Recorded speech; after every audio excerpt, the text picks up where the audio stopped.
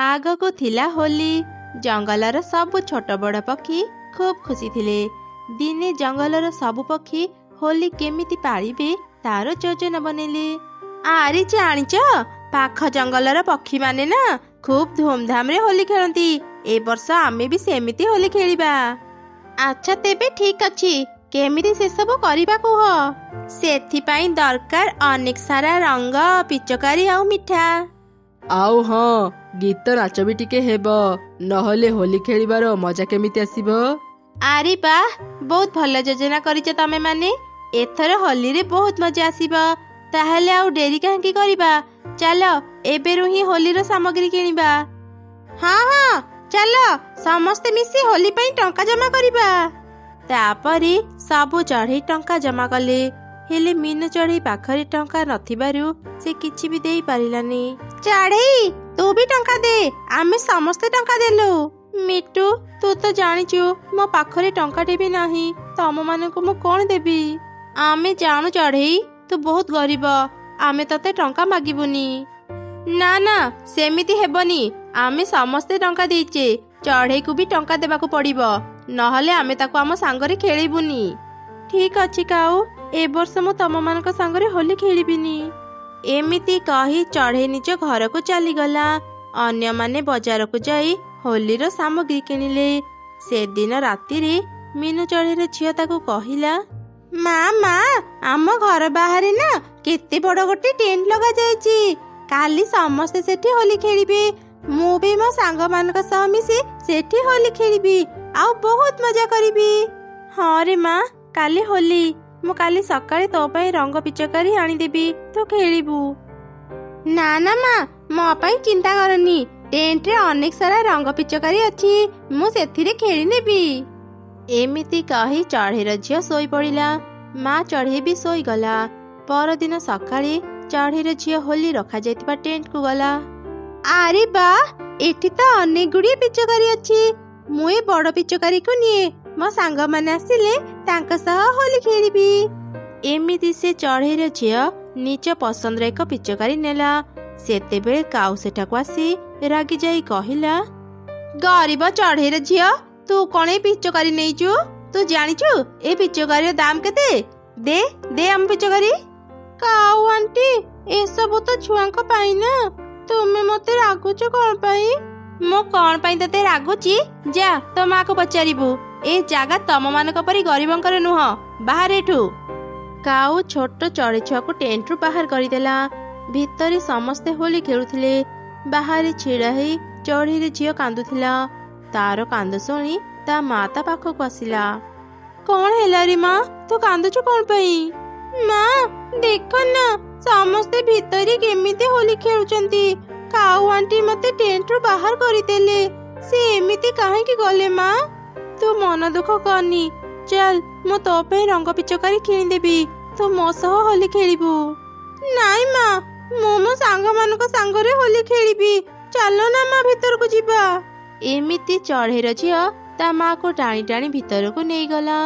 चढ़ई को देखी तो काऊर स्त्री आहुरी रागी गला। अरे अरे देख रे लोभी चढ़ई को, होली पई टंकाटे भी देलानी, आउ एबे फ्री रे मिठा खाइबा को चली आसिला। तू एमिति कथा काहेकि कहूचु काऊ? मु एठको होली खेलिबा को आसिनी, मु मो झियो को नेबा पई आसीथिली। आरे समस्ते कुआडे गल देखि बास, ए चढ़ई टंकाटे भी न देई एबे होली खेलिया बे एठको चली आसीची। काऊ दया करी तो पार्टी बंद कर, मु एबे मो झियो को नहीं एठारु चली जाउची। मु काई में पार्टी बंद करिबी? जोटा सत मु सेईटा कहिली, ऊपरे मना कली कोन हैला? तू तो भीतरे चाहथिबु ना, आमे तते मना करिबु एठु जीवा पई, आउ तू मागणार होली खेली पारिबु। एमिति काऊ चढ़ई को बहुत अपमान देला। चढ़ई आउ किछि न कही निज झियो को धरी सेठारु बाहरी आसिला। सेई जंगल बाहरी एक दुष्ट चिल रहुथिला। सबु चढ़ई को होली खेलुथिबार देखि से कहिला, आजी समस्ते होली खेलिबारे व्यस्त, मो शिकार धरिबा पई एईटा भल सुजोग। मु भी आज मो देहरे रंग लगई चढ़ई को पाखको जीवी, मते केही भी चिन्हि पारिबेनी, तापरे मु मो शिकार नहीं सेठु चली आसीबी। एमिति चिंता करी चिल निज देहरे रंग लगई ଚଢ଼େଇଙ୍କ ଟେଣ୍ଟ ଭିତରକୁ ଗଲା।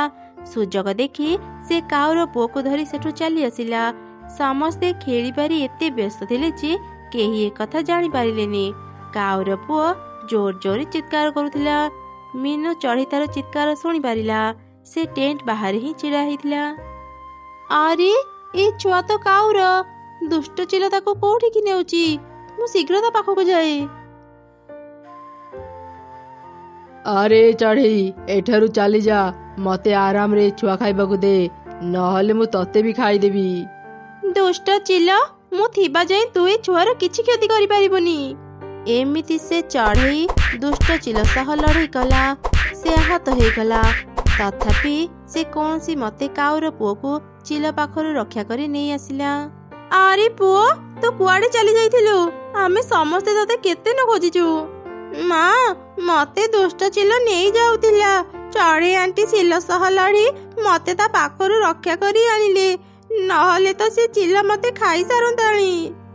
ପୁଅ ପାଖରୁ ଏମିତି ସବୁ ଶୁଣି କାଉ ନିଜ ଭୁଲ ପାଇଁ ଅନୁତାପ କଲା।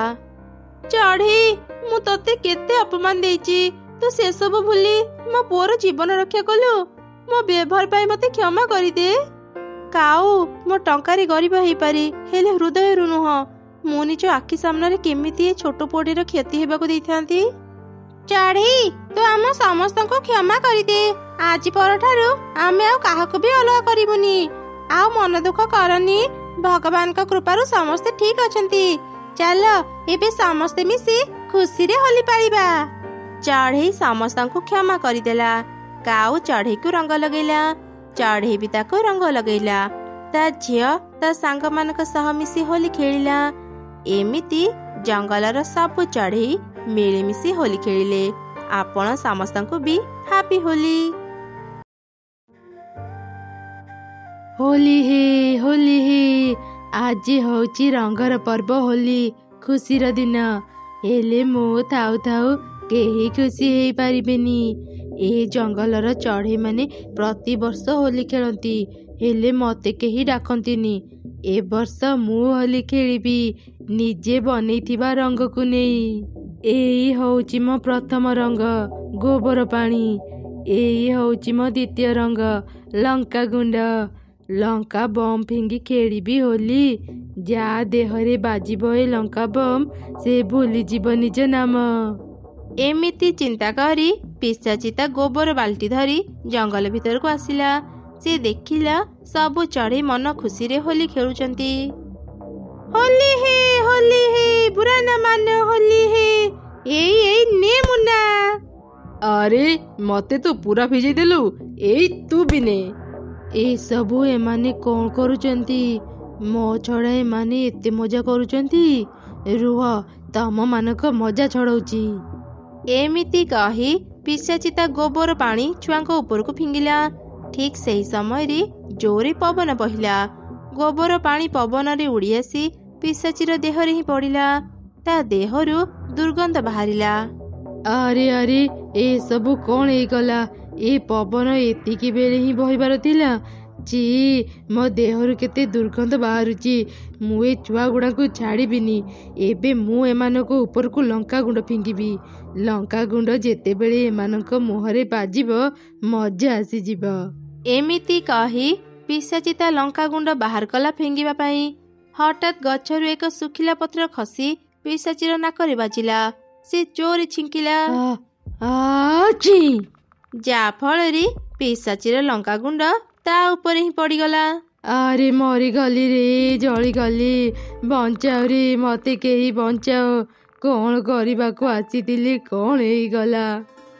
ଏଇ ମୁନା, କିଏ ଗୋଟେ ଛିଙ୍କିଲା ନା? କାଇଁ ନାଇଁ ତ, ମୁଁ ତ କିଛି ବି ଶବ୍ଦ ଶୁଣିନି। ହୋଲି ହେ, ହୋଲି ହେ, ବୁରା ନା ମାନ ହୋଲି ହେ। ସେପଟେ ଲଙ୍କା ଗୁଣ୍ଡ ପିଶାଚିର ଆଖି ନାକରେ ପଶିଗଲା। ସେ ଅନେକ ରାଗିଗଲା। ଛାଡ଼ିବିନି, ମୁଁ କାହାକୁ ବି ଛାଡ଼ିବିନି। ଆଜି ଏମାନଙ୍କୁ ମାରି ମୁଁ ଖାଇଦେବି। ଏମିତି କହି ପିଶାଚି ଛୁରୀ ବାହାର କରି ଛୋଟ ପିଲାଙ୍କୁ ମାରିବା ପାଇଁ ଦୌଡ଼ିଲା। ପିଲାମାନେ ବି ପିଶାଚିକୁ ଦେଖି ଅନେକ ଡରିଗଲେ। ସେମାନେ ବି ନିଜ ନିଜ ଘରକୁ ଯିବା ପାଇଁ ଦୌଡ଼ିଲେ। ବଞ୍ଚାଅ ବଞ୍ଚାଅ, ଆମକୁ କେହି ବଞ୍ଚାଅ, ଏଇ ପିଶାଚି ଆମକୁ ମାରିଦେବ। ପିଶାଚି ଆମ ପଛରେ ପଡ଼ିଛି, ଆମକୁ କେହି ବଞ୍ଚାଅ। ପିଲାମାନଙ୍କର ଚିତ୍କାର ଶୁଣି ସବୁ ଚଢ଼େଇ ହାତରେ ଲାଠି ଧରି ରାସ୍ତାକୁ ଆସିଲେ। ପିଲାମାନଙ୍କ ପଛରେ ପିଶାଚିକୁ ଦୌଡ଼ୁଥିବାର ଦେଖି ସବୁ ଚଢ଼େଇ ପିଶାଚିକୁ ଘେରି ତାକୁ ବହୁତ ପିଟିଲେ। ଏ ପିଶାଚି ଆମ ପିଲାମାନଙ୍କ ଉପରେ ଆକ୍ରମଣ କରୁଥିଲା, ମାର ମାର ୟାକୁ। ଆମ ପିଲାଙ୍କ ଉପରେ ନଜର ପକାଉଛୁ ପିଶାଚି, ଏବେ ମାଡ଼ ଖା। ଆଉ ମାରନି ମାରନି, ଓହ ଭାରି କାଟୁଛି, ମୁଁ ଆଉ ଦିନେ ବି ଏଠାକୁ ଆସିବିନି, ଦୟାକରି ମୋତେ ଛାଡ଼ି ଦିଅ। ପିଶାଚି, ଆମେ ତୋର କିଛି କ୍ଷତି କରିନୁ, ତୁ ଆମ ପିଲାମାନଙ୍କୁ କାହିଁକି ମାରିବାକୁ ଚାହୁଁଥିଲୁ? ତମେ ମାନେ ପ୍ରତିବର୍ଷ ହୋଲି ଖେଳ, ମୋତେ କେହି ବି ଡାକନି। ଏ ବର୍ଷ ମୁଁ ରାଗରେ ସମସ୍ତଙ୍କ ଉପରେ ଗୋବର ପାଣି ଆଉ ଲଙ୍କାଗୁଣ୍ଡ ଫିଙ୍ଗିବାକୁ ଆସିଥିଲି, ହେଲେ ସେସବୁ ମୋ ଉପରେ ହିଁ ପଡ଼ିଗଲା। ମୁଁ ରାଗି ଯାଇ ସମସ୍ତଙ୍କୁ ମାରିବା ପାଇଁ ଆସିଥିଲି, ମୋତେ କ୍ଷମା କରିଦିଅ, ମୁଁ ଆଉ କେବେ ବି ଏଠାକୁ ଆସିବିନି। ମୁଁ କେବଳ ତମମାନଙ୍କ ସହ ହୋଲି ଖେଳିବାକୁ ଚାହୁଁଥିଲି। ଓ ଏଇ କଥା, ତେବେ ଚାଲ ଆମ ସହ ମିଶି ହୋଲି ଖେଳିବ। ନା ନା, ଆମେ ପିଶାଚିକୁ ଏମିତି ଛାଡ଼ିବାନି, ଧର ଧର ସମସ୍ତେ ୟାକୁ। ତାପରେ ସବୁ ଚଢ଼େଇ ପିଶାଚିକୁ ଧରି ରଙ୍ଗ ମିଶା ପାଣି ଗାଡ଼ିଆକୁ ଫୋପାଡ଼ି ଦେଲେ। ବୁରା ନା ମାନ ହୋଲି ହେ, ହୋଲି ହେ ହୋଲି ହେ। ଏମିତି ସମସ୍ତେ ସେ ବର୍ଷ ଖୁବ୍ ମଜା କରି ହୋଲି ଖେଳିଲେ। ଦୂର ଏକ ଜଙ୍ଗଲରେ ସବୁ ଚଢ଼େଇ ମିଳିମିଶି ରହୁଥିଲେ। ସେଇ ଜଙ୍ଗଲରେ ଏକ ମା ବତକ ତାର ଦୁଇ ଛୁଆଙ୍କ ସହ ରହୁଥିଲା। ଦିନେ ସେ ତାର ଦୁଇ ଛୁଆଙ୍କୁ କହିଲା, ଆରେ ପିଲାମାନେ, ବର୍ଷା ଦିନ ଆସିଗଲାଣି, ଆଜି ମୁଁ ଘର ତିଆରିବା ପାଇଁ କାଠ ଆଣିବାକୁ ବହୁତ ଦୂରକୁ ଯିବି, ତମେ ମାନେ ଶୀଘ୍ର ଖାଇବା ଖାଇନିଅ। ମା ବତକ ତାର ଦୁଇ ଛୁଆଙ୍କୁ ଖାଇବା ଖୁଆଇଲା। ଖାଇବା ଖାଇ ସାରିଲା ପରେ ବତକର ଦୁଇ ଛୁଆ ତାକୁ କହିଲେ, ମା, ଆଜି ଆମେ ବି ତୁମ ସାଙ୍ଗରେ କାଠ ଆଣିବାକୁ ଯିବୁ। କହିଲି ନା, ମୁଁ ବହୁତ ଦୂରକୁ ଯିବି, ଏତେ ଦୂର ତମେ ମାନେ ମୋ ସାଙ୍ଗରେ ଯାଇପାରିବନି, ଏଇଠି ଖେଳୁଥାଅ, ଯଦି କେଉଁ ହିଂସ୍ର ଜନ୍ତୁକୁ ଦେଖିବ ଶୀଘ୍ର ଘର ଭିତରେ ଲୁଚିଯିବ। ଏମିତି ବୁଝେଇ ମା ବତକ ଜଙ୍ଗଲର ଆହୁରି ଭିତରକୁ ଗଲା। କିଛି ସମୟ ପରେ ସେ କାଠ ଧରି ଘରକୁ ଫେରିଲା, ଆଉ କାଠରେ ଘର ତିଆରିବା ଆରମ୍ଭ କଲା। ଗୋଟେ ଛୁଆ ତା ମାଆକୁ ପଚାରିଲା, ମା, ତୁମେ ଘର ତିଆରିବା କାମ କାହା ପାଖରୁ ଶିଖିଛ? ମୁଁ ମୋ ମା ପାଖରୁ ହିଁ କାମ ଶିଖିଛି। ମା, ଆଜି ଆମେ ଦୁଇ ଜଣ ବି ତୁମ ପାଖରୁ ଘର ତିଆରି କାମ ଶିଖିବୁ, ଆଉ ତୁମକୁ ଘର ତିଆରି କାମରେ ସାହାଯ୍ୟ କରିବୁ। ଏମିତି ସେମାନେ କଥା ହେଉ ହେଉ ମା ବତକ ଏକ ସୁନ୍ଦର ଘର ତିଆରି କରିଦେଲା। ଆରେ ବା ମା, ଆମ ନୂଆ ଘର କେତେ ସୁନ୍ଦର ହେଇଛି, ଆମକୁ ଆଉ ପୁରୁଣା ଭଙ୍ଗା ଘରେ ରହିବାକୁ ପଡ଼ିବନି, ଚାଲ ମା ଶୀଘ୍ର ଘର ଭିତରକୁ ଯିବା। ତାପରେ ମା ବତକ ତାର ଦୁଇ ଛୁଆଙ୍କୁ ନେଇ ଘର ଭିତରକୁ ଗଲା। ଘର ତିଆରିବା ପରେ ମୋତେ ଭାରି ଥକା ଲାଗୁଛି, ପିଲାମାନେ ତମେ ଦୁଇ ଜଣ ଜମା ବି ବାହାରକୁ ଯିବନି, ମୁଁ ଟିକେ ଆରାମ କରେ। ଏମିତି କହି ମା ବତକ ଆରାମ କଲା। କିଛି ଦିନ ବିତିଗଲା। ଦିନେ ସକାଳେ ମା ବତକ ତାର ଦୁଇ ଛୁଆଙ୍କୁ କହିଲା, ଆରେ ପିଲାମାନେ, ବର୍ଷା ଉଠେଇଛି, ଚାଲ ଶୀଘ୍ର ନଦୀରେ କିଛି ମାଛ ଖାଇଦେଇ ଚାଲି ଆସିବା, ବର୍ଷା ଥରେ ଆରମ୍ଭ ହେଲେ ଆଉ ଘରୁ ବାହାରି ପାରିବାନି। ହଁ ମା, ଚାଲ ଚାଲ ନଦୀକୁ ଯିବା, ବହୁତ ଦିନରୁ ଆମେ ନଦୀରେ ପହଁରିନୁ, ଆଜି ଆମେ ବହୁତ ମଜା କରିବୁ। ତାପରେ ମା ବତକ ତାର ଦୁଇ ଛୁଆଙ୍କୁ ଧରି ନଦୀକୁ ଗଲା। ସେମାନେ ନଦୀରୁ ମାଛ ଖାଇ ସାରିଲା ପରେ ଘରକୁ ଫେରି ଆସିଲେ। ଠିକ୍ ସେହି ସମୟରେ ବର୍ଷା ଆରମ୍ଭ ହେଇଗଲା। ମା, ଦେଖ ଦେଖ, ଆମ ନୂଆ ଘରେ ଟିକେ ବି ପାଣି ପଡୁନି। ମା ବତକ ଆଉ ତାର ଦୁଇ ଛୁଆ ଝରକା ପଟୁ ବର୍ଷା ଦେଖୁଥିଲେ। ସେପଟେ ଚଢ଼େଇମାନଙ୍କ ପାଖରେ କାଠ ଘର ନଥିବାରୁ ସେମାନେ ବର୍ଷାରେ ଭିଜୁଥିଲେ। କାଉ ଆଉ ତାର ସ୍ତ୍ରୀ ନିଜ ଘରେ ରହି ବର୍ଷାରେ ଭିଜୁଥିଲେ। ଆରେ ଦେଖ ନା, ବର୍ଷା ଯୋଗୁଁ ଆମ ବସା ପୁରା ଓଦା ହେଇଯାଇଛି, ଏମିତି ଯଦି ଲଗାତାର ବର୍ଷାରେ ଭିଜିବା ଆମ ଦେହ ଖରାପ ହେଇଯିବ, କିଛି ତ ଗୋଟେ କର। ମୁଁ କ'ଣ କରିବି କହ, ଏ ଜଙ୍ଗଲରେ କେହି ବି କାଠରେ ଘର ତିଆରି କରି ଜାଣିନାହାନ୍ତି, ତୁ ଚାରିପଟକୁ ଦେଖେ, ଆମ ପରି ସମସ୍ତେ ବର୍ଷାରେ ଭିଜୁଛନ୍ତି। ହେ ଭଗବାନ, ଏ କେମିତିକା ବିପଦରେ ଆମେ ପଡ଼ିଗଲୁ। ସେପଟେ ଗୋଟେ ଟିକି ଚଢ଼େଇ ବର୍ଷାରେ ଭିଜୁଥିଲା। ହଠାତ୍ ସେ କହିଲା, ନା ଏମିତି ଆଉ ବର୍ଷାରେ ଭିଜି ହେବନି। ଆକାଶକୁ ଦେଖି ଲାଗୁଛି ଆହୁରି 2-3 ଦିନ ଲଗାତାର ବର୍ଷା ହେବ। ମୁଁ ଦେଖିଛି ବତକ ସାଙ୍ଗ ନିଜ ପାଇଁ କାଠରେ ଘର ତିଆରି କରିଛି। ମୁଁ ତା ପାଖକୁ ଯାଇ ସାହାଯ୍ୟ ମାଗି ଦେଖେ। ଏମିତି ଚିନ୍ତା କରି ଟିକି ଚଢ଼େଇ ତୁରନ୍ତ ବତକର ଘରକୁ ଗଲା ଆଉ କହିଲା, ବତକ ସାଙ୍ଗ କବାଟ ଖୋଲ। ମୁଁ ତୁମ ସାଙ୍ଗ ଟିକି ଚଢ଼େଇ ଆସିଛି। ମୁଁ ବଡ଼ ବିପଦରେ ପଡ଼ିଛି, ମୋତେ ଟିକେ ସାହାଯ୍ୟ କର। ଆରେ ଚଢ଼େଇ, ତୁ ଏ ବର୍ଷାରେ ଭିଜି ଭିଜି ମୋ ପାଖକୁ ଆସିଛୁ, କ'ଣ ହେଇଛି ତୋର ମୋତେ କହ। ବତକ ସାଙ୍ଗ, ଆମ ଚଢ଼େଇମାନେ କାଠରେ ଘର ତିଆରି କରି ଜାଣିନୁ, ସମସ୍ତେ ବର୍ଷାରେ ଭିଜୁଛନ୍ତି। କ'ଣ ତୁମେ ଆମ ପାଇଁ ତୁମ ପରି ଏକ କାଠରେ ଘର ତିଆରି କରିଦେବ? ମୁଁ ଏକୁଟିଆ ସମସ୍ତଙ୍କ ପାଇଁ କେମିତି ଘର ତିଆରି କରିବି? ମୁଁ ତମମାନଙ୍କ ପରି ଉଡ଼ି ବି ପାରିନି ଯେ ଏତେ ଦୂରରୁ କାଠ ଆଣିପାରିବି। ନା କୁହନି ବତକ ସାଙ୍ଗ, ତୁମେ ଯଦି ଘର ତିଆରି କରିଦେବନି ଆମେ ସମସ୍ତେ ବର୍ଷାରେ ଭିଜି ଭିଜି ମରିଯିବୁ। କାଠ ପାଇଁ ତୁମେ ଚିନ୍ତା କରନି, ଆମେ ସମସ୍ତେ ତୁମ ପାଇଁ କାଠ ଆଣିଦେବୁ। ଠିକ୍ ଅଛି, ଯା ତାହେଲେ ସମସ୍ତଙ୍କୁ କହିବୁ କାଠ ଧରିକି ଆସିବେ। ମୁଁ ସମସ୍ତଙ୍କ ପାଇଁ ଘର ତିଆରି କରିଦେବି। ଟିକି ଚଢ଼େଇ ଖୁସି ହେଇ ସମସ୍ତଙ୍କ ପାଖକୁ ଗଲା ଆଉ ସବୁ ଚଢ଼େଇଙ୍କୁ ଏକଥା କହିଲା। ସବୁ ଶୁଣିଲା ପରେ କାଉ କହିଲା, ତୁ ସତ କହୁଛୁ ଚଢ଼େଇ, ବତକ ଆମ ପାଇଁ କାଠରେ ଘର ତିଆରି କରିଦେବ। ଚାଲ ଚାଲ ଶୀଘ୍ର କାଠ ନେଇ ତା ପାଖକୁ ଯିବା। ତାପରେ ସମସ୍ତେ କାଠ ନେଇ ବତକ ପାଖକୁ ଗଲେ। ମା ବତକ ବର୍ଷାରେ ଭିଜି ଭିଜି ସମସ୍ତଙ୍କ ପାଇଁ ଘର ତିଆରି କରିଦେଲା। ଚଢ଼େଇ ବତକକୁ କହିଲା, ବତକ ସାଙ୍ଗ, ତୁମକୁ ବହୁତ ବହୁତ ଧନ୍ୟବାଦ। ଆଜି ତୁମେ ଆମକୁ ଘର ତିଆରି କରିଦେଲ। ଯଦି କେବେ ବିପଦରେ ପଡ଼ ଆମକୁ କହିବ, ଆମେ ନିଶ୍ଚୟ ତୁମକୁ ସାହାଯ୍ୟ କରିବୁ। ଏମିତି କହି ସବୁ ଚଢ଼େଇ ନିଜ ନିଜ ଘରକୁ ଧରି ସେଠାରୁ ଚାଲିଗଲେ। କାଉ ଆଉ ତାର ସ୍ତ୍ରୀ ନିଜ କାଠ ଘର ଭିତରକୁ ଗଲେ। କାଉର ସ୍ତ୍ରୀ କହିଲା, ଆରେ ଶୁଣୁଛ, ଘରକୁ ଭଲ ଭାବରେ ଗଛ ଡାଳରେ ବାନ୍ଧିଛ ତ? ହଁ ହଁ, ମୁଁ ବହୁତ ଭଲ ଭାବରେ ଗଛ ଡାଳରେ ଆମ ଘରକୁ ବାନ୍ଧି ଦେଇଛି। ଆମେ ଆଉ ବର୍ଷାରେ ଭିଜିବାନି, ଏବେ ଖାଲି ଆରାମ କରିବା। ଏମିତି କଥା ହେଇ କାଉ ଆଉ ତାର ସ୍ତ୍ରୀ ଶୋଇପଡ଼ିଲେ। ବାହାରେ ବର୍ଷା ଟିକେ ବି କମୁନଥିଲା, ଆହୁରି ଜୋର ଜୋରରେ ବର୍ଷା ପଡ଼ୁଥିଲା। ବତକର 2 ଛୁଆ କଥା ହେଲେ, ଆରେ ଭଉଣୀ, ମା ତ ଶୋଇଯାଇଛି, ଚାଲ ଆମେ ଏଇ ସୁଯୋଗରେ ବାହାରକୁ ଯିବା ଆଉ ବର୍ଷାରେ ଭିଜି ଭିଜି ଖେଳିବା। ହଁ ହଁ, ଚାଲ ଚାଲ, ମୋତେ ବି ବର୍ଷାରେ ଭିଜିବାକୁ ଭାରି ଇଚ୍ଛା ହେଉଛି। ଏମିତି କଥା ହେଇ 2 ବତକ ଛୁଆ ବାହାରକୁ ଯାଇ ବର୍ଷାରେ ଭିଜି ଭିଜି ଖେଳିଲେ। ସେପଟେ ଜୋର ଜୋରରେ ପବନ ବହିବା ଯୋଗୁଁ ପାଖ ଗଛଟି ବତକର ଘର ଉପରେ ପଡ଼ିଲା। ଘରଟି ଭାଙ୍ଗିଗଲା।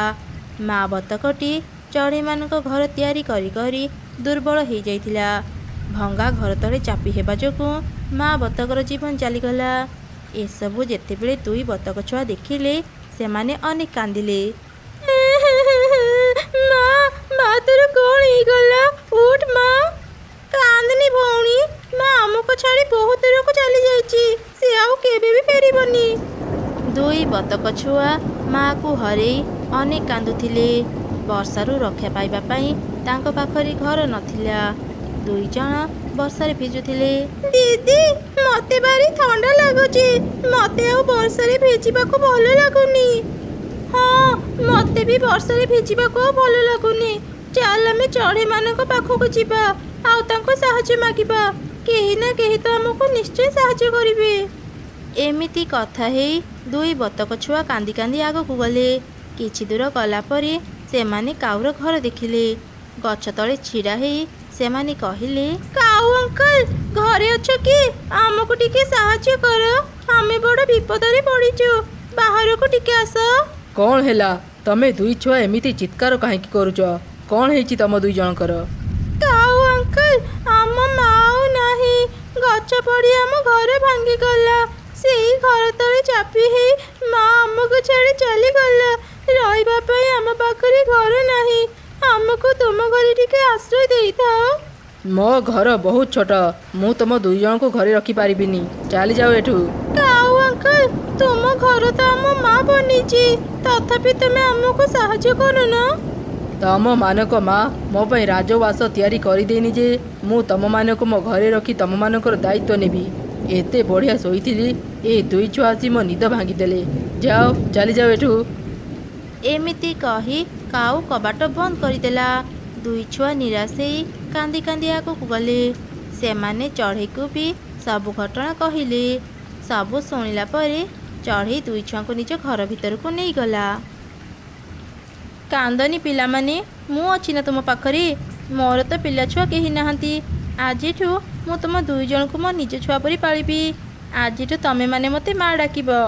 ଚଢ଼େଇର କଥା ଶୁଣି ଦୁଇ ଛୁଆ ଖୁସି ହେଇଗଲେ। ଚଢ଼େଇ ଦୁଇ ଛୁଆଙ୍କୁ ଖାଇବା ଦେଲା। 2 ଦିନ ବିତିଗଲା। ବର୍ଷା ଟିକେ ବି କମୁ ନଥିଲା। ଦିନେ ସକାଳେ କାଉ ଆଉ ତାର ସ୍ତ୍ରୀ କାନ୍ଦି କାନ୍ଦି ଚଢ଼େଇ ପାଖକୁ ଆସିଲେ। ଚଢ଼େଇରେ, ଆମ ଘରକୁ ଗଛ ଡାଳ ସହ ଭଲରେ ନ ବାନ୍ଧିବା ଯୋଗୁଁ ଏ ପବନ ବର୍ଷାରେ ଆମ ଘର ଭାଙ୍ଗିଗଲା। ଆମକୁ ତୋ ଘରେ ଟିକେ ଆଶ୍ରୟ ଦେ। ନାଇଁ ଚଢ଼େଇ ମା, ଏମାନଙ୍କୁ ଘରେ ରଖନି। ଆମ ମା ଏମାନଙ୍କୁ ଘର ତିଆରି କରିଦେଇଥିଲା। ହେଲେ ଏମାନେ ଆମ ବିପଦ ସମୟରେ ଆମକୁ ସାହାଯ୍ୟ କଲେ ନାହିଁ। ଓଲଟା ଆମକୁ ଗାଳି ଦେଇ ସେଠାରୁ ବାହାର କରିଦେଲେ। କ'ଣ ହେଲା? ତୁମେ ଦୁଇ କାଉ ଏତେ ଖରାପ? ଏମାନଙ୍କ ମା ତୁମକୁ ବର୍ଷାରେ ଭିଜି ଭିଜି ସାହାଯ୍ୟ କରିଥିଲା। ହେଲେ ତମେମାନେ ଏ ଦୁଇ ଛୁଆଙ୍କୁ ଘରୁ ବାହାର କରିଦେଲ। ତମେ ଦୁଇ ଜଣ ବି ଏଠୁ ଚାଲିଯାଅ। ମୁଁ ତମମାନଙ୍କୁ ମୋ ଘରେ ରଖିପାରିବିନି। ଚଢ଼େଇ, ଆମକୁ କ୍ଷମା କରିଦେ। ଆମେ ନିଜ ଭୁଲ ବୁଝିପାରୁଛୁ। ବତକ ଛୁଆ, ତମେମାନେ ବି ଆମକୁ କ୍ଷମା କରିଦିଅ। ଆମେ ଜୀବନରେ ଆଉ କେବେ ବି ଏମିତି ଭୁଲ କରିବୁନି। ଠିକ୍ ଅଛି, ଏଇ ଥରକ ମୁଁ ତୁମ ଦୁଇ ଜଣଙ୍କୁ ସୁଯୋଗ ଦେଉଛି।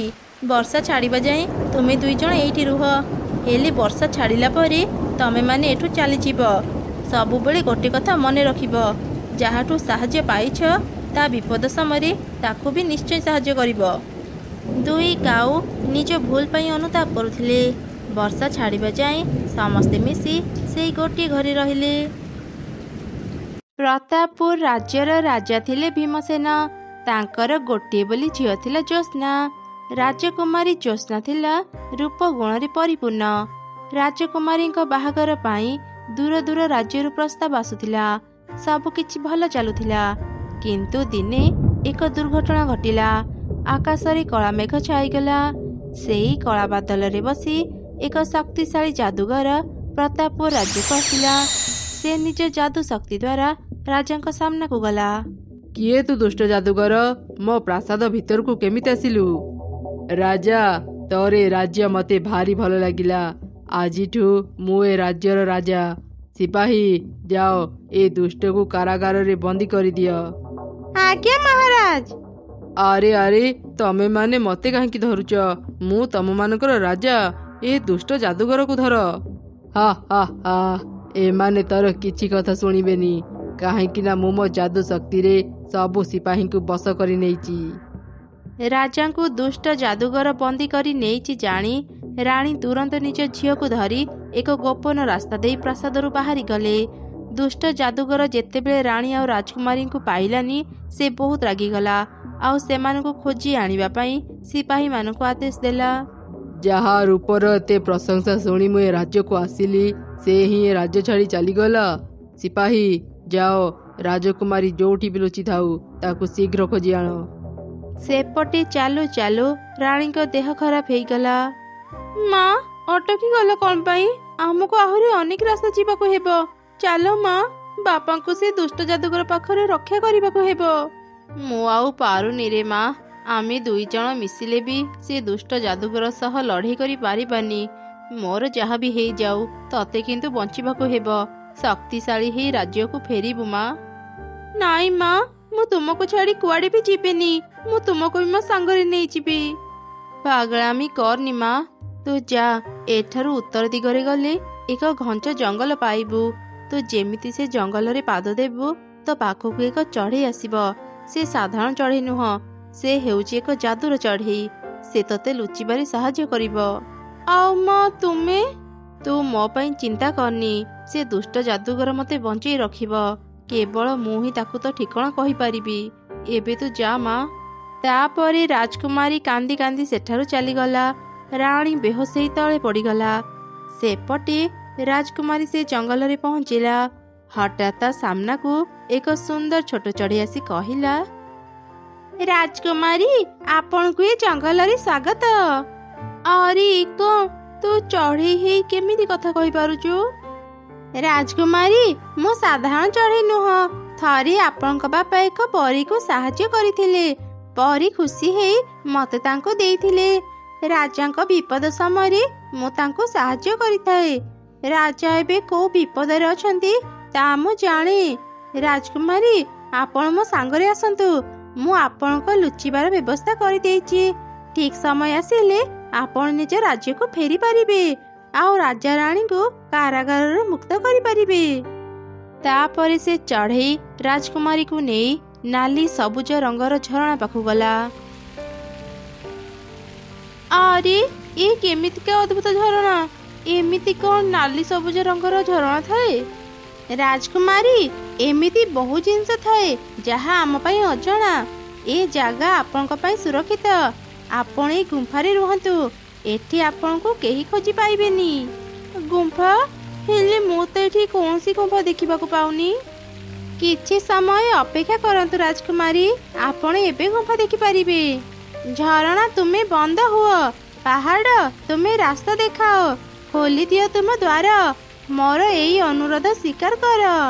ଚଢ଼େଇର ଏତିକି କହିବା ପରେ ପରେ ହିଁ ସେ ଝରଣା ଶୁଖିଗଲା ଆଉ ପାହାଡ଼ ମଝିରେ ଏକ ଗୁମ୍ଫାର ରାସ୍ତା ଖୋଲିଗଲା। ରାଜକୁମାରୀ, ଆଜିଠୁ ଆପଣ ଏ ଗୁମ୍ଫାରେ ରହିବେ। ଦିନରେ ଥରେ ଆପଣ ଗୁମ୍ଫାରୁ ବାହାରି ପାରିବେ। ଏବେ ଯାଆନ୍ତୁ ରାଜକୁମାରୀ। ସେଦିନ ପରଠାରୁ ରାଜକୁମାରୀ ସେଇ ଗୁମ୍ଫା ଭିତରେ ରହିଲା। ସେପଟେ ରାଣୀ ଦୁଷ୍ଟ ଯାଦୁଗର ହାତରେ ଧରା ପଡ଼ିଗଲେ। ସେ ଯାଦୁଗର ପ୍ରତିଦିନ ରାଜା ରାଣୀଙ୍କୁ ଅନେକ କଷ୍ଟ ଦେଉଥିଲା। ସେ ଯେତେ ଚେଷ୍ଟା କଲେ ବି ରାଜକୁମାରୀର ସନ୍ଧାନ ପାଉନଥିଲା। ରାଜକୁମାରୀ ସବୁଦିନ ତା ବାପା ମାଙ୍କୁ ମନେ ପକେଇ କାନ୍ଦୁଥିଲା। ସେ ଦିନରେ କେବଳ ଥରେ ହିଁ ଗୁମ୍ଫାରୁ ବାହାରି ଜଙ୍ଗଲ ଭିତରକୁ ଯାଉଥିଲା। ଦିନେ ସେ ଜଙ୍ଗଲକୁ ଅନ୍ୟ ଏକ ରାଜ୍ୟର ରାଜକୁମାର ସିନୁ ଶିକାର କରିବାକୁ ଆସିଲା। ସେ ଏକ ହରିଣର ପଛା କରୁ କରୁ ତା ସୈନ୍ୟମାନଙ୍କ ପାଖରୁ ଅଲଗା ହେଇଗଲା। ସିପାହୀ, ସିପାହୀ, ଆରେ ସମସ୍ତେ କୁଆଡ଼େ ଗଲ? ମୋ କଥା ଶୁଣି ପାରୁଛ ନା ନାହିଁ? ରାଜକୁମାର ତା ସୈନ୍ୟମାନଙ୍କୁ ଖୋଜିଲା। ଏମିତି ଖୋଜୁ ଖୋଜୁ ସେ ରାଜକୁମାରୀଙ୍କୁ ଭେଟିଲା। କ୍ଷମା କରନ୍ତୁ, ମୁଁ ମୋ ସୈନ୍ୟମାନଙ୍କଠୁ ଅଲଗା ହେଇଯାଇଛି। ସେମାନଙ୍କୁ ଖୋଜିବା ସମୟରେ ଆପଣଙ୍କ ସହ ଧକ୍କା ହେଇଗଲା। ଆପଣ ତ କେବଳ ନିଜ ସୈନ୍ୟମାନଙ୍କଠୁ ଅଲଗା ହେଇଛନ୍ତି। ମୁଁ ତ ସମସ୍ତଙ୍କଠୁ ଅଲଗା ହେଇଯାଇଛି। ବ୍ୟସ୍ତ ହୁଅନ୍ତୁନି, ଖୁବ୍ ଶୀଘ୍ର ଆପଣ ନିଜ ସୈନ୍ୟମାନଙ୍କୁ ପାଇଯିବେ। ପ୍ରଥମ ଦେଖାରୁ ହିଁ ସିନୁକୁ ରାଜକୁମାରୀ ଜ୍ୟୋତ୍ସ୍ନା ଭଲ ଲାଗିଲା। ସେ ରାଜକୁମାରୀ ବିଷୟରେ ସବୁ କିଛି ଜାଣିବାକୁ ଚେଷ୍ଟା କଲା। ମୁଁ ଆନନ୍ଦଗଡ଼ ରାଜ୍ୟର ରାଜକୁମାର ସିନୁ। ଆପଣଙ୍କ ସହ କ'ଣ ହେଇଛି ମୋତେ କୁହନ୍ତୁ। ଯଦି ସମ୍ଭବ ହେବ ମୁଁ ଆପଣଙ୍କୁ ସାହାଯ୍ୟ କରିବି। ରାଜକୁମାରୀ କାନ୍ଦି କାନ୍ଦି ତାର ପୁରା ଘଟଣା ରାଜକୁମାରକୁ କହିଲା। ଆପଣ ଆଉ କାନ୍ଦନ୍ତୁନି ରାଜକୁମାରୀ, ମୁଁ ଆପଣଙ୍କ ପାଖରେ ଅଛି। ସେ ଦୁଷ୍ଟ ଯାଦୁଗର ଯେତେ ଶକ୍ତିଶାଳୀ ହେଇଥାଉ, ନିଶ୍ଚୟ ତାର କିଛି ନା କିଛି ଦୁର୍ବଳତା ଥିବ। ଥରେ ସେ କଥା ଜାଣିଲେ ଆମେ ତାକୁ ଖୁବ୍ ସହଜରେ ହରାଇ ପାରିବା। ରାଜକୁମାରର କଥା ସରିଛି କି ନାହିଁ ସେ ଯାଦୁର ଚଢ଼େଇ ତାଙ୍କ ପାଖକୁ ଆସିଲା। ରାଜକୁମାର, ମୁଁ ଆପଣଙ୍କୁ ହିଁ ଅପେକ୍ଷା କରିଥିଲି। ଆପଣ ଦୁଇଜଣ ମିଶିଲେ ସେ ଦୁଷ୍ଟ ଯାଦୁଗରକୁ ମାରିପାରିବେ। ଆପଣ ଦୁଇଜଣ ସେ ଦୁଇ ଝରଣାରେ ସ୍ନାନ କରନ୍ତୁ। ତାପରେ ଆପଣ ଦୁଇଜଣଙ୍କୁ ଦୁଷ୍ଟ ଯାଦୁଗରକୁ ମାରିବା ପାଇଁ ଶକ୍ତି ମିଳିଯିବ। ତାପରେ ସିନୁ ଆଉ ଜ୍ୟୋତ୍ସ୍ନା ସେ ଯାଦୁର ଚଢ଼େଇ ସାଙ୍ଗରେ ଝରଣାକୁ ଗଲେ। ଦୁଇଜଣ ଦୁଇଟି ଝରଣାରେ ସ୍ନାନ କଲେ। ହଠାତ୍ ସେମାନେ ଦୁଇଟି ଶକ୍ତିଶାଳୀ ଖଣ୍ଡା ପାଇଲେ। ଆପଣ ଦୁଇଜଣ ଯେମିତି ଏକା ସାଙ୍ଗରେ ଝରଣାରେ ସ୍ନାନ କଲେ, ଠିକ୍ ସେମିତି ଏକା ସାଙ୍ଗରେ ଯାଦୁଗରକୁ ଏ ଦୁଇ ଖଣ୍ଡାରେ ପ୍ରହାର କଲେ ତାର ମୃତ୍ୟୁ ହେବ। ଏ ରାଜ୍ୟର ବିପଦ ବି ଟଳିଯିବ। ତାପରେ ରାଜକୁମାର ଆଉ ରାଜକୁମାରୀ ଦୁଷ୍ଟ ଯାଦୁଗର ପାଖକୁ ଗଲେ। ରାଜକୁମାର ସିପାହୀମାନଙ୍କୁ କହିଲା ସେ ରାଜକୁମାରୀ ଜ୍ୟୋତ୍ସ୍ନାକୁ ନେଇ ଆସିଛି। ସିପାହୀମାନେ ତୁରନ୍ତ ଏକଥା ଦୁଷ୍ଟ ଯାଦୁଗରକୁ ଜଣିଲେ। ଯାଦୁଗର ଖୁସି ହେଇ ସେମାନଙ୍କୁ ଭିତରକୁ ଡାକିଲା। ସୈନ୍ୟମାନେ ରାଜକୁମାର ଆଉ ରାଜକୁମାରୀଙ୍କୁ ନେଇ ଭିତରକୁ ଗଲେ। ସୁନ୍ଦରୀ ରାଜକୁମାରୀ, ଏତେ ଦିନ ତୁମେ କୋଉଠି ଥିଲ? ମୁଁ ତୁମକୁ କେତେ ଦିନରୁ ଅପେକ୍ଷା କରି ରହିଛି। ମୁଁ ତୁମକୁ ମୋର ରାଣୀ କରିବାକୁ ଚାହେଁ। ରାଜକୁମାରୀ ଧୀରେ ଧୀରେ ଯାଦୁଗର ପାଖକୁ ଗଲା। ମୁଁ ବି ତୁମ ରାଣୀ ହେବାକୁ ପ୍ରସ୍ତୁତ। ଆଉ ତୁମକୁ ଅପେକ୍ଷା କରିବାକୁ ପଡ଼ିବନି। ରାଜକୁମାର ବି ଧୀରେ ଧୀରେ ଯାଦୁଗର ପାଖକୁ ଗଲା। ସୁଯୋଗ ଦେଖି ରାଜକୁମାର ଆଉ ରାଜକୁମାରୀ ନିଜ ନିଜ ଖଣ୍ଡା ବାହାର କଲେ ଆଉ ଏକା ସାଙ୍ଗରେ ହିଁ ଯାଦୁଗରକୁ ମାରିଦେଲେ। ଯାଦୁଗର ଯେମିତି ମରିଗଲା ସୈନ୍ୟମାନେ ନିଜ ହୋସ ଫେରି ପାଇଲେ। ରାଜାରାଣୀ କାରାଗାରରୁ ମୁକ୍ତ ହେଲେ। ପ୍ରତାପପୁର ରାଜ୍ୟ ଉପରୁ କଳା ବାଦଲ ହଟିଗଲା। ରାଜକୁମାର, ତୁମକୁ ଅନେକ ଅନେକ ଧନ୍ୟବାଦ। ତୁମ ସାହସିକତା ଦେଖି ମୁଁ ଅନେକ ଖୁସି। ମୁଁ ତୁମ ସହ ମୋ ଝିଅର ବାହାଘର କରିବାକୁ ଚାହେଁ। ତାପରେ ରାଜାରାଣୀ ଖୁବ ଧୁମଧାମରେ ରାଜକୁମାର ସିନୁ ସହ ରାଜକୁମାରୀ ଜ୍ୟୋତ୍ସ୍ନାର ବାହାଘର କରିଦେଲେ। ପ୍ରତାପପୁର ରାଜ୍ୟରେ ସମସ୍ତେ ଖୁସି ଥିଲେ। ରାଜକୁମାର ଆଉ ରାଜକୁମାରୀ ନିଜ ରାଜ୍ୟକୁ ଗଲେ ଆଉ ଖୁସିରେ ରହିଲେ। ଗୋଟିଏ ଜଙ୍ଗଲରେ ରାଜୁ ନାମକ ଏକ ଚଢ଼େଇ ତା ସ୍ତ୍ରୀ ରିନୁ ସାଙ୍ଗରେ ରହୁଥିଲା। ରିନୁ 2ଟି ଅଣ୍ଡା ଦେଇଥିଲା। ଏମିତି ଦିନେ, ରାଜୁ, ମତେ ଭାରି ଭୋକ ଲାଗିଲାଣି, କିଛି ଖାଇବାକୁ ଆଣିଦିଅ ନା। ଖାଇବା ନ ଖାଇଲେ ମୁଁ ଦୁର୍ବଳ ହେଇଯିବି ଆଉ ଆମ ଅଣ୍ଡାର ଯତ୍ନ ନେଇ ପାରିବିନି। ରିନୁର ଏପରି କଥା ଶୁଣି ଅଳସୁଆ ରାଜୁ କହିଲା, ତୋର ଖାଲି ବସି ବସି ଖାଇବା ଚିନ୍ତା। ତୋ ପାଇଁ ଖାଇବା ଆଣି ଆଣି ମୁଁ ଥକି ଗଲିଣି। ଓହୋ, ଏତେ ରାଗୁଛୁ କ'ଣ ପାଇଁ? ଆମ ଅଣ୍ଡାରେ ଛୁଆ ବାହାରି ସାରିଲା ପରେ ଆମେ 2 ଜଣ ମିଶି ଖାଇବା ଖୋଜିବାକୁ ଯିବା। ମୁଁ ଅଣ୍ଡା ଦେବା ପୂର୍ବରୁ ତୁମ ପାଇଁ କେତେ ଖାଇବା ଆଣିଦେଇଛି। ତୁମେ କ'ଣ ସେ କଥା ଭୁଲିଗଲ? ଏ ସମୟରେ ମୋର ଧ୍ୟାନ ନ ରଖି ଓଲଟା ମତେ ଗାଳି କରୁଛ। ଥାଉ ଥାଉ, ଆଗ ତୋର କାନ୍ଦ ବନ୍ଦ କର। ମୁଁ ଯାଉଛି, ତୋ ପାଇଁ ଖାଇବା ଆଣିଦେବି। ଯେବେଠୁ ମୁଁ ଅଣ୍ଡା ଦେଲିଣି ସେବେଠୁ ମୋ ସ୍ୱାମୀ ମୋ ସହ ଏମିତି ବ୍ୟବହାର କରୁଛନ୍ତି। ଜାଣିପାରୁନି ଏ ରାଜୁର କ'ଣ ହେଇଛି।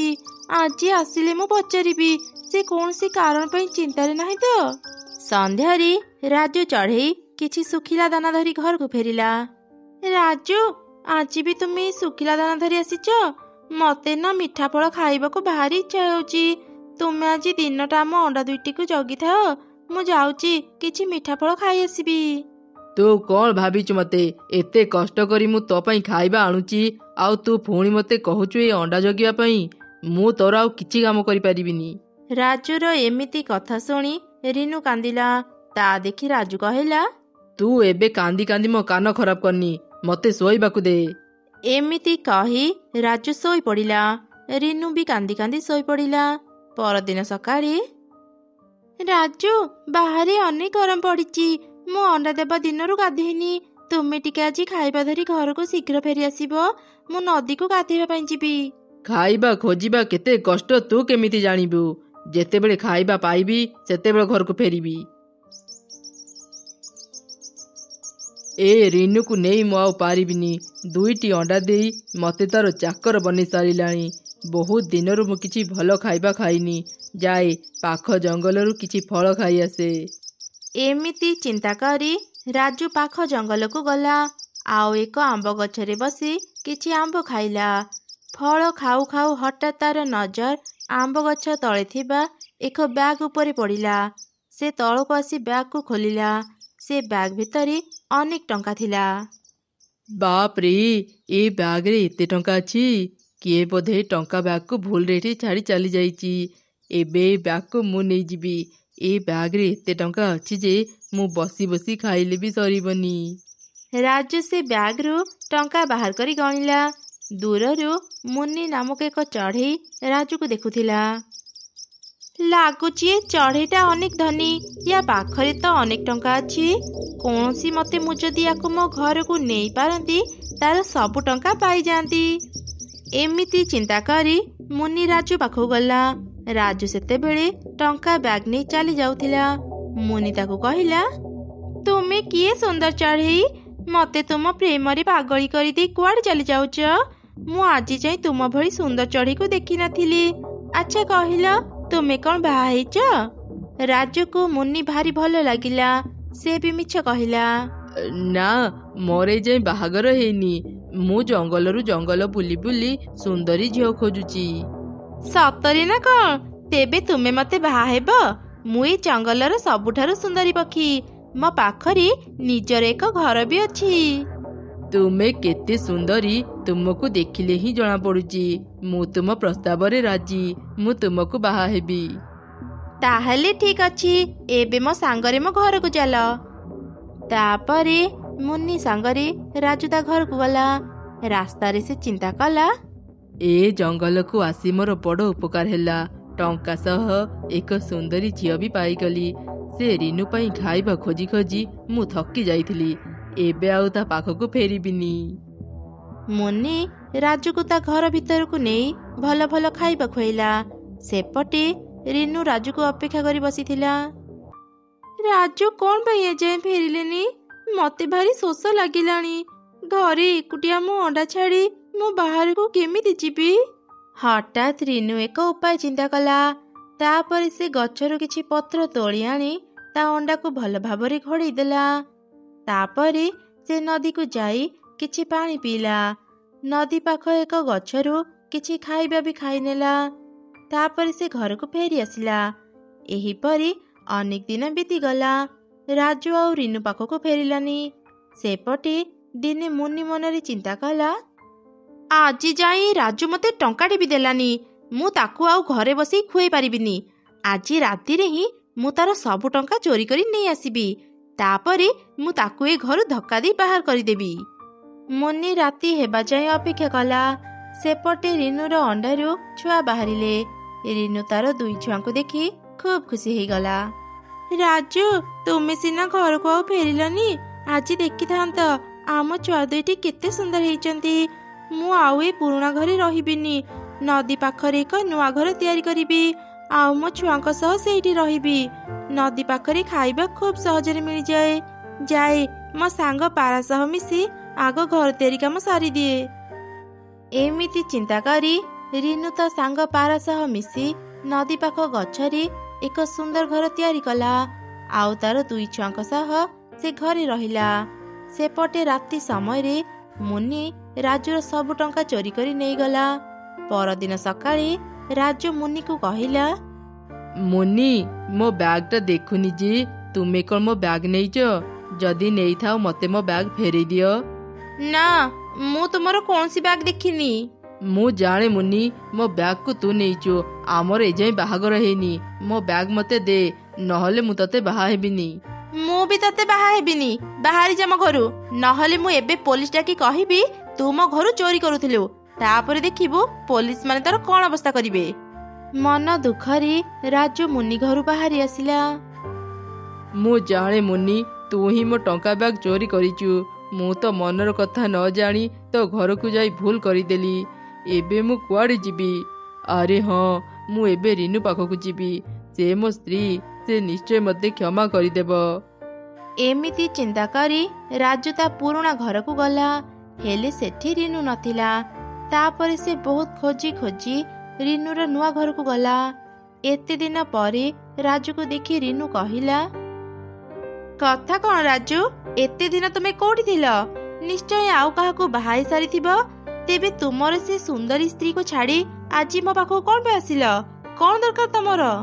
ନା ନା ରିନୁ, ମୁଁ କାହାକୁ ବି ବାହା ହେଇନି। ମୁନି ମତେ ଧୋକା ଦେଇଦେଲା। ଶୁଣିବୁ ମୋ କାହାଣୀ? ଶୁଣିଲୁ ତ ମୋ କାହାଣୀ? ମତେ କ୍ଷମା କରିଦେ ରିନୁ। ମୁଁ ତତେ ଛାଡ଼ି ଆଉ କୁଆଡ଼େ ବି ଯିବିନି। ମୋ ବିପଦ ସମୟରେ ତୁମେ ମତେ ଛାଡ଼ି ଚାଲି ଯାଇଥିଲ। ଆଉ ଆଜି ଅନ୍ୟ ଜଣଙ୍କ ପାଖରୁ ଧୋକା ଖାଇଲା ପରେ ମୋ ପାଖକୁ ଫେରି ଆସିଛ। ତୁମର କୌଣସି କ୍ଷମା ନାହିଁ।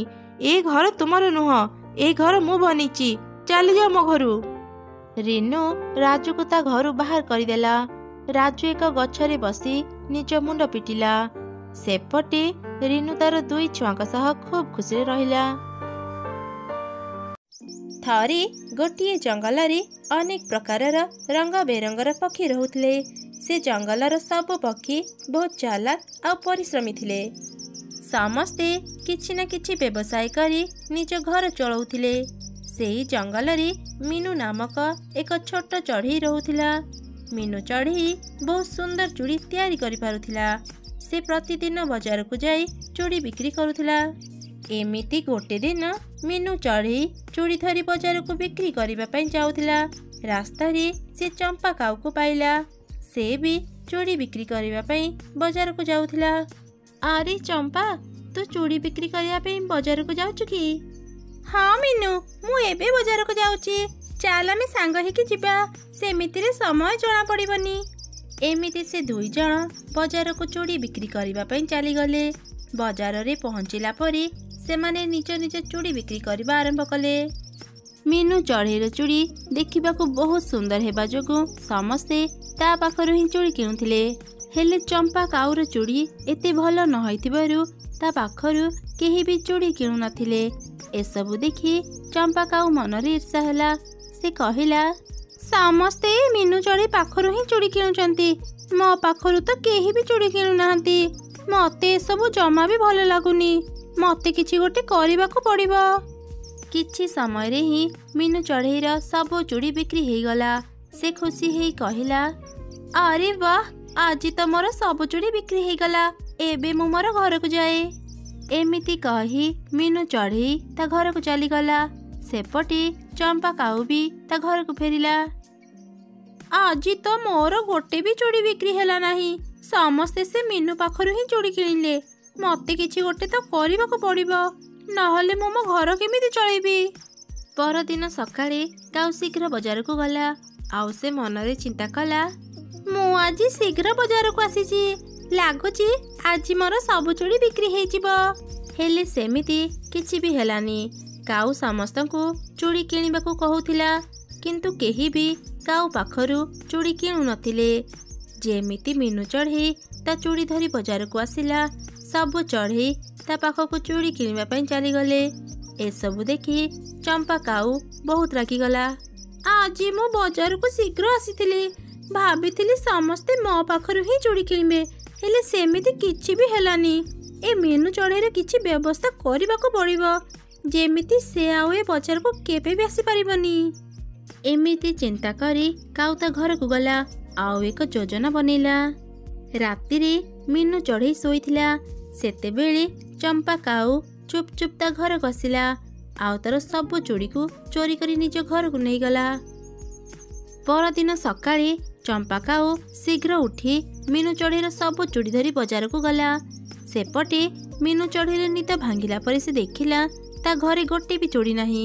ସେ ଘର ସାରା ଖୋଜିଲା, ହେଲେ ସେ ତା ଚୁଡ଼ିକୁ ନ ପାଇ କାନ୍ଦିବାକୁ ଲାଗିଲା। ମୋ ସବୁ ଚୁଡ଼ି କୁଆଡ଼େ ଗଲା? ରାତିରେ ତ ମୁଁ ଏଇଠି ରଖିଥିଲି, ଏବେ ମୁଁ ବଜାରରେ କ'ଣ ବିକ୍ରି କରିବି? ଏମିତି କହି ମିନୁ ଚଢ଼େଇ ଜୋର ଜୋରି କାନ୍ଦିଲା। ତା କାନ୍ଦିବାର ସ୍ୱର ଶୁଣି ପାଖ ଗଛରୁ ଗୋଟେ ଚଢ଼େଇ ତା ପାଖକୁ ଆସିଲା। କ'ଣ ହେଲା ମିନୁ, ତୁ କାନ୍ଦୁଛୁ କ'ଣ ପାଇଁ? ମୋର ସବୁ ଚୁଡ଼ି କିଏ ଚୋରି କରି ନେଇ ଯାଇଛି। ରାତିରେ ମୁଁ ଶୋଇଥିଲି, ସକାଳେ ଉଠି ଦେଖୁଛି ଏଠି ମୋର ଗୋଟେ ବି ଚୁଡ଼ି ନାହିଁ।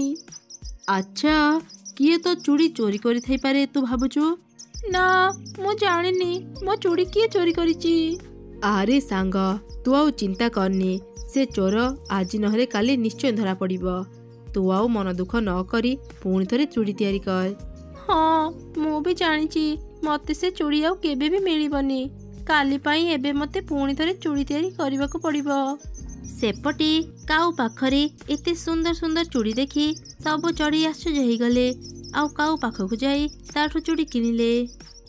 ସେତେବେଳେ ସେ ରାସ୍ତା ଦେଇ ଗୋଟେ ମିଟୁ ଯାଉଥିଲା। ସେ କାଉର ଚୁଡ଼ି ଦେଖି ଅଟକିଗଲା ଆଉ କହିଲା, ଆରେ ଚମ୍ପା କାଉ, ଆଜି ତୋର ସବୁ ଚୁଡ଼ି ସୁନ୍ଦର ଦେଖାଯାଉଛି। ତ ଚୁଡ଼ି ସବୁ ମିନୁ ଚଢ଼େଇର ଚୁଡ଼ି ପରି ଲାଗୁଛି। ଏମିତି ଶୁଣି କାଉ ଟିକେ ଡରିଗଲା। ସେ କହିଲା, କଥା କ'ଣ କି, ଆଜି ମୁଁ ବାହାର ଜଙ୍ଗଲରୁ ଚୁଡ଼ି ଆଣିଛି। ସବୁଦିନ ମୋ ପାଖରୁ କେହି ଚୁଡ଼ି କିଣୁନଥିଲେ ତ, ସେଥିପାଇଁ ମୁଁ ଟିକେ ଆଜି ଅଲଗା ପ୍ରକାରର ଚୁଡ଼ି ଆଣିଛି। ମିଟୁ ଆଉ କିଛି ନ କହି କାଉ ପାଖରୁ ଚୁଡ଼ି କିଣି ସେଠାରୁ ଚାଲିଗଲା। ଦେଖୁ ଦେଖୁ ଚମ୍ପା କାଉର ସବୁ ଚୁଡ଼ି ବିକ୍ରି ହେଇଗଲା ଆଉ ସେ ଖୁସିରେ ତା ଘରକୁ ଫେରିଗଲା। ଘରେ ପହଞ୍ଚିଲା ପରେ କାଉ ଖୁସିରେ ନାଚିବାକୁ ଲାଗିଲା ଆଉ କହିଲା, ଆଜି ମୋର ସବୁ ଚୁଡ଼ି ବିକ୍ରି ହେଇଗଲା, ଆଜି ମୁଁ ବହୁତ ଟଙ୍କା ପାଇଲି। ଏବେଠୁ ମୁଁ ପ୍ରତି ରାତିରେ ମିନୁ ଘରୁ ତାର ସବୁ ଚୁଡ଼ି ଚୋରି କରି ନେଇ ଆସିବି। ସେମିତି ହେଲେ ମୁଁ ସବୁଦିନ ବହୁତ ଟଙ୍କା ରୋଜଗାର କରିବି।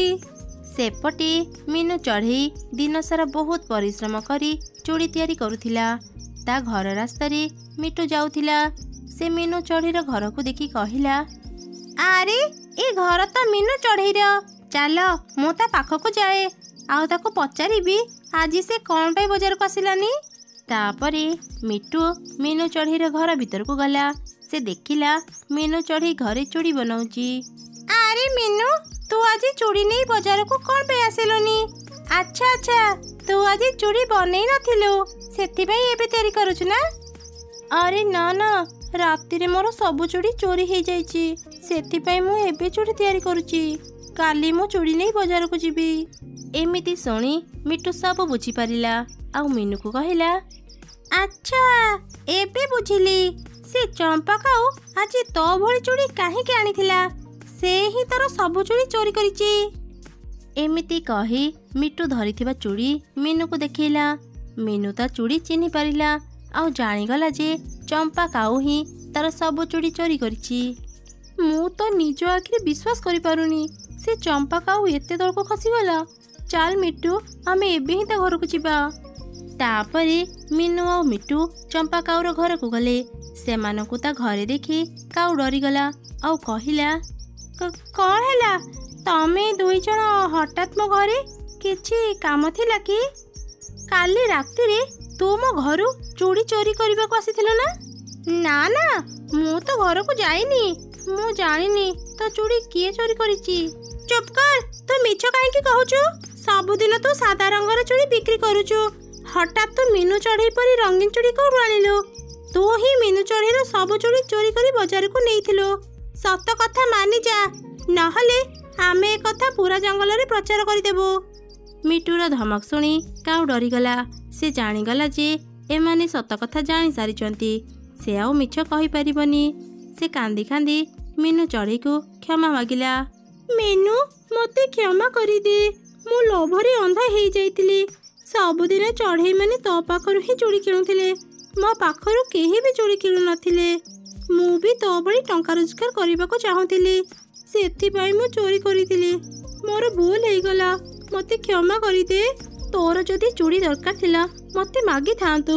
ମୁଁ ନିଜ ପାଇଁ ଚୁଡ଼ି ତିଆରି କରୁଛି, ତୋ ପାଇଁ ବି ତିଆରି କରିଦେଇଥାନ୍ତି। ବ୍ୟବସାୟ ନ ଚାଲିଲେ ଦୁଃଖ ଲାଗେ, କିନ୍ତୁ ସେଥିପାଇଁ ଚୋରି କରିବା ଠିକ୍ ନୁହଁ। ତୁ ଭୁଲ କାମ କରିଛୁ। ଏବେ ମୁଁ ଏକଥା କାହାକୁ ବି କହିବିନି, ହେଲେ ତୁ ଏଭଳି କାମ ଆଉ କେବେ ବି କରିବୁନି। କାଉ ତା କଥାରେ ରାଜି ହେଇଗଲା ଆଉ ତାପରେ ମିଟୁ ଆଉ ମିନୁ ନିଜ ଘରକୁ ଫେରି ଆସିଲେ।